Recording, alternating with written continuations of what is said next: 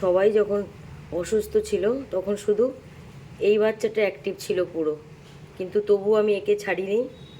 আমি একেও পুরো মানে ট্রিটমেন্টের কোর্স কমপ্লিট করেছি।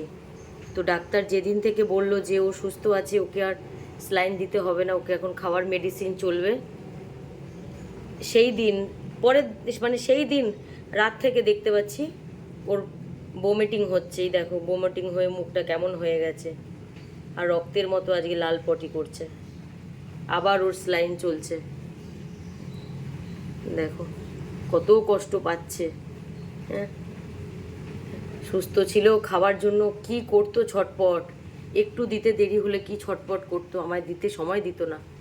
আর সে আজ কতদিন ধরে কিছু না খেয়ে এইভাবে পড়ে আছে দেখো।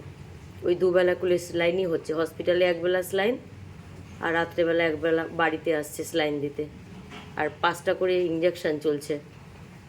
হ্যাঁ, কোনো দরকার ছিল কি ভগবানের এত ছোট ছোট হ্যাঁ জীবনগুলোকে এত কষ্ট দিয়ে সে কি পাচ্ছে এত? হ্যাঁ, কি কষ্টটা পাচ্ছে। হ্যাঁ, এই ছোট ছোট তার পা, তার পায়ে শিরা খুঁজে পাওয়া যাচ্ছে না, রক্ত বেরোচ্ছে, কি করবে, তবু স্যালাইন দিতে হচ্ছে। দেখো আজকে তার মুখটা কীরকম হয়ে গেছে। সত্যি আমি এদের কষ্ট আর আমি দেখতে পাচ্ছি না। এদের তো আমি কদিন ধরে ঘাটছি এই অসুস্থতায়, আমি সত্যি আর নিতে পারছি না এদের এই কষ্ট। হ্যাঁ, এত ছোট ছোট বাচ্চাগুলো এইভাবে ভুগে ভুগে চলে যাচ্ছে। ইস,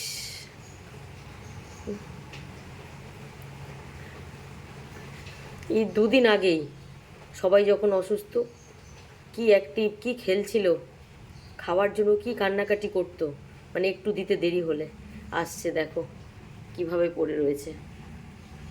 কি হয়েছে আমার লাদু? লাদু, ও লাদু রানী, আহারে